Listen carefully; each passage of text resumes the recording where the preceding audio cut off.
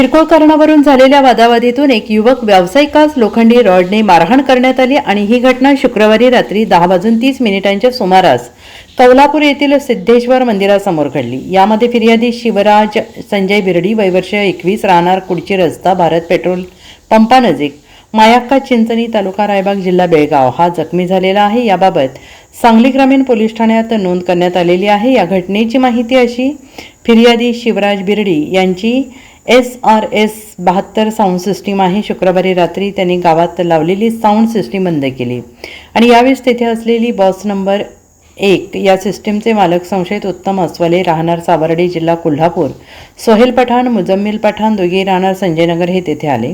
त्यांनी बिर्डी यांना sound system बंद का केली, तू सिस्टीम बंद केल्यामुळे आम्हाला देखील बंद करणे भाग पडल्याचे सांगितले आणि यावेळी संशयितांनी बिर्डी यांना शिवीगाळ केली। यावेळी संशयित उत्तम अस्वले यांनी त्यांच्या वाहनातील रॉड काढून बिर्डी यांच्या डोक्यात मारला, तर त्याचा लहान भाऊ विनय याच्या पाठीत तसेच खांद्यावर रॉडने मारहाण केली।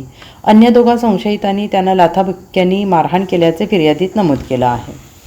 Bureau report SPN Marathi, Sangli.